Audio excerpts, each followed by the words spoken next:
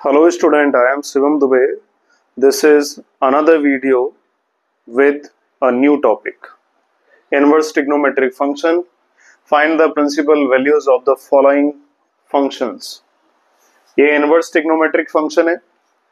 Inverse trigonometric function के लिए मैं कुछ पॉइंट्स बता दूं. अगर मैंने sin inverse x को by लिखा है ना, तो x इज इक्वल टू क्या होगा, sin by हो जाएगा. इसका मतलब है कि वो एक न्यूमेरिकल वैल्यू है, और जो बाई की वैल्यू है वो एंगल की वैल्यू है, और बाई की वैल्यू एंगल की वैल्यू है, इसलिए साइन इनवर्स एक्स भी क्या है, एंगल है. इसका मतलब ये हुआ कि इनवर्स ट्रिग्नोमेट्रिक फंक्शन कैसी वैल्यू देगा, एंगल में वैल्यू देगा. तो अब जब भी कोई क्वेश्चन करो इनवर्स ट्रिग्नोमेट्रिक फंक्शन का, तो दिमाग में रखना कि इनवर्स ट्रिग्नोमेट्रिक फंक्शन हमेशा क्या वैल्यू देते हैं, एंगल की वैल्यू देते हैं. इसको हम कैसे ट्रीट करेंगे, जैसे कि एंगल होता है. इसके बाद ट्रिग्नोमेट्रिक फंक्शन और इनवर्स ट्रिग्नोमेट्रिक फंक्शन सबका डोमेन और रेंज क्या है, इसका ऑलरेडी हम डिटेल में वीडियो अपलोड कर चुके हैं. डोमेन ये क्यों आता है, रेंज ही साइन इनवर्स का ये क्यों होता है ना, हर फंक्शन के लिए मैंने डिटेल में एक्सप्लेन किया है. ठीक है, इसका मैं लिंक डिस्क्रिप्शन बॉक्स में आप लोगों को दे दूंगा, जिससे आप इसकी डिटेल समझ सकते हैं कि कैसे डोमेन और रेंज को निकालेंगे. अब हम क्वेश्चन लेते हैं. ठीक है, इस डोमेन और रेंज का बहुत यूज होने वाला है. अगर ये आपको नहीं पता होगी तो क्वेश्चन नहीं निकाल सकते. साइन इनवर्स एक्स क्वाड्रेंट देखो. अब साइन जो फंक्शन है ये पता होना चाहिए किस क्वाड्रेंट में पॉजिटिव होता है. फर्स्ट और सेकंड क्वाड्रेंट में ये पॉजिटिव होता है, और थर्ड और फोर्थ में नेगेटिव होता है ना. याद रखने का ट्रिक ASTC याद रख सकते हो. First quadrant all value positive, second quadrant sine and cosec positive, third quadrant tan and cot positive, fourth quadrant cos and sec positive.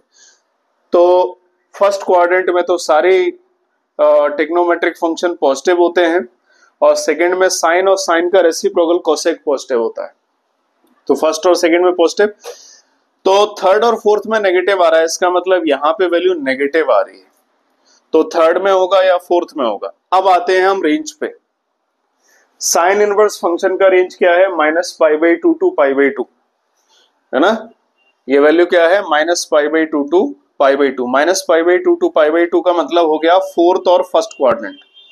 तो एक तो नेगेटिव वैल्यू, और फर्स्ट और फोर्थ क्वाड्रेंट में से दोनों का कॉमन क्या आ गया, फोर्थ क्वाड्रेंट है ना. -π/2 टू π/2, किन दोनों का हमें कॉमन लेना होता है, रेंज का, और यहाँ पे जो वैल्यू का साइन लिखा हुआ है उन दोनों को मिला के कॉमन लेना पड़ता है. तो ये फोर्थ क्वाड्रेंट आ गया. साइन इनवर्स फोर्थ क्वाड्रेंट को हम कैसे लिख सकते हैं, साइन में 1/2 वैल्यू होती है π/6 की, और फोर्थ क्वाड्रेंट में क्लॉकवाइज रोटेट करते हैं तो एंगल का साइन माइनस का आता है. साइन इनवर्स से साइन चला गया, और हम इसको -π/6 लिख सकते हैं. अब देखो, साइन इनवर्स से साइन तभी जाएगा जब ये जो वैल्यू होगी एंगल की वो रेंज के अंदर हो.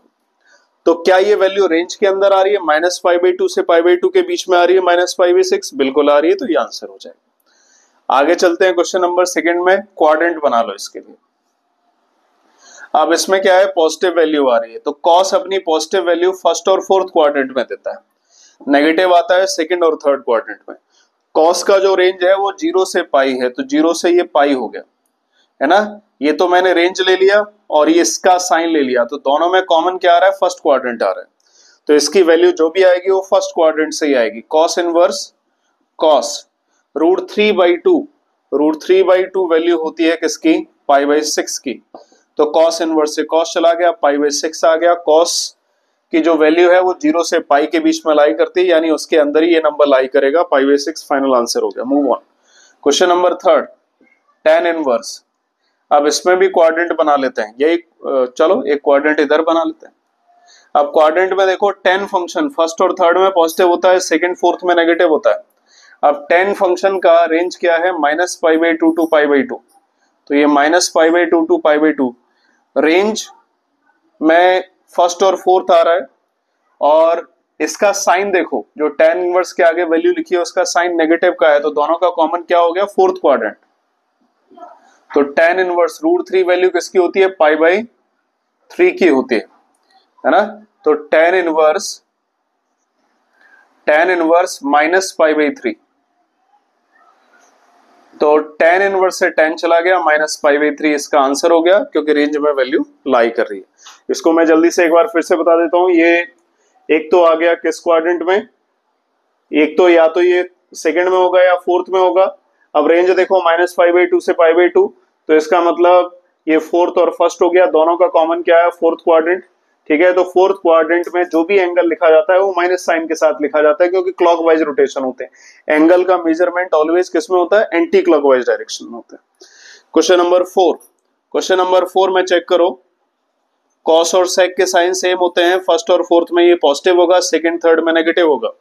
अब सेक में आ जाओ, सेक में रेंज क्या होती है, 0 to पाई होती है, 0 to पाई होगी, तो इसका मतलब कॉमन रीजन क्या हो गया, फर्स्ट क्वाड्रेंट हो गया। एक तो पॉजिटिव देखना है और रेंज के अकॉर्डिंग देखना है, तो दोनों का इंटरसेक्शन पॉइंट क्या आएगा, रीजन क्या आएगा, फर्स्ट क्वाड्रेंट आएगा। सेक इनवर्स तो 2/√3, कॉस में √3/2, ये किसकी वैल्यू होती है, 30 डिग्री की होती है।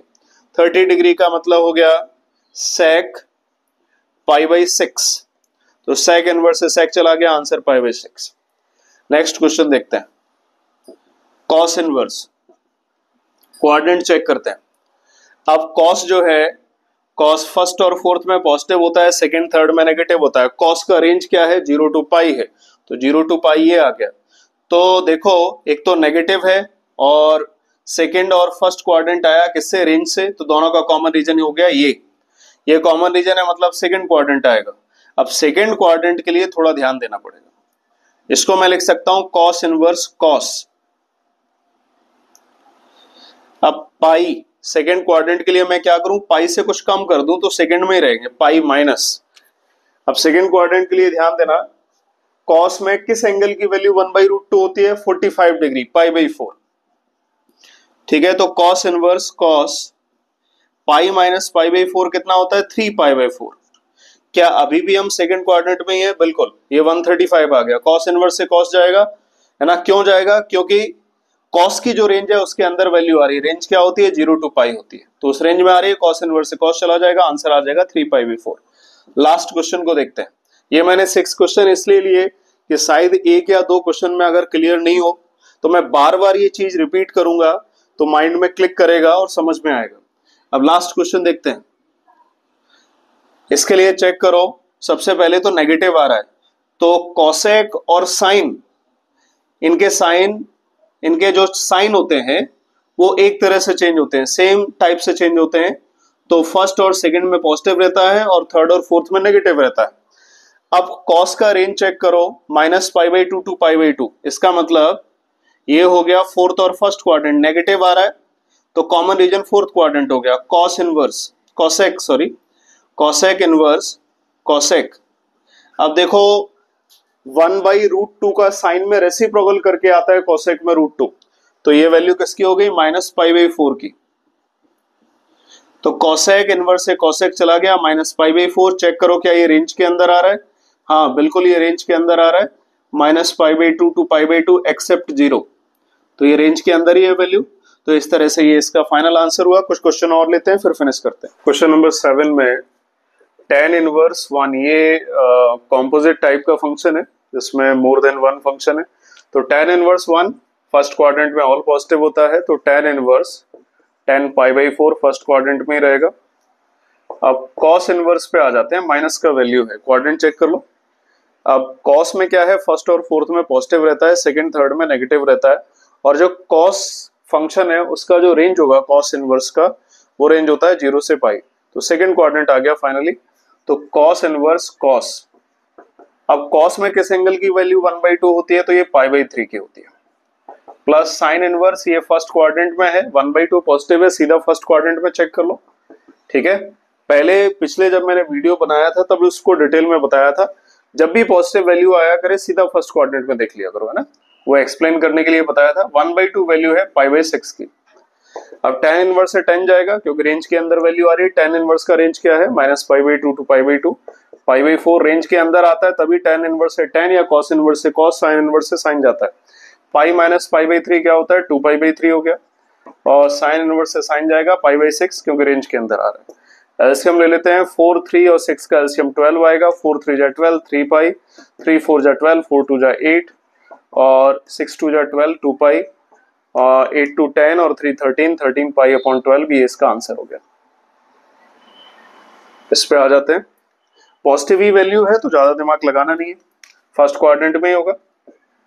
जब नेगेटिव आती है तो सोचना पड़ता है क्वाड्रेंट के according. Cos inverse cos 1/2 value होती है किसकी, पाई बाई 3 की, और 2 साइन इनवर्स, ठीक है, 1/2 वैल्यू किसकी है साइन में, पाई बाई 6 की होती है। तो कॉस इनवर्स से कॉस चला गया, रेंज के अंदर आ रहा है, साइन इनवर्स से साइन चला गया, रेंज के अंदर आया, किसकी रेंज आ रहा है, साइन इनवर्स की रेंज के अंदर आ रहा है। तो ये कैंसिल हो गया, 3 pi by 3 plus pi by 3, दोनों को ऐड करेंगे, आंसर हुआ 2 पाई बाई 3, ठीक है। अब नेक्स्ट क्वेश्चन पे आते हैं। देखो sine inverse is equal two by, by की वैल्यू साइन इनवर्स एक्स के इक्वल है, तो बाई का रेंज क्या होगा, जो साइन इनवर्स एक्स का हो गया minus pi by 2 two pi by 2। 10th question, last question देखते हैं।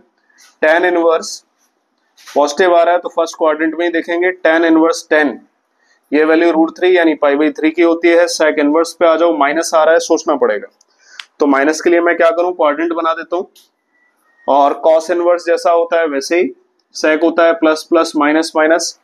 अब चेक करो, माइनस आ रहा है, sec इनवर्स का जो रेंज है वो क्या है, 0 टू पाई है, और 0 two pi except pi by 2, तो दोनों का कॉमन क्या हुआ, सेकंड क्वाड्रेंट हो गया, तो सेकंड क्वाड्रेंट में हम चलेंगे, sec इनवर्स sec। अब cos में 1/2 जो वैल्यू होगी वो होगी किसकी, 60 की, तो sec में 2 वैल्यू भी 60 की हो जाएगी, तो 60 को मैं लिख सकता हूं पाई माइनस पाई बाई 3, तो tan इनवर्स से tan चला गया, pi by 3 minus sec inverse sec, pi minus pi by 3 कितना होता है, 2 पाई बाई 3 हो गया। अब इसको हम सिंप्लीफाई करेंगे तो सॉल्व करेंगे, पाई माइनस 2 पाई बाई 3, तो आंसर क्या आ जाएगा, माइनस पाई बाई 3, है ना।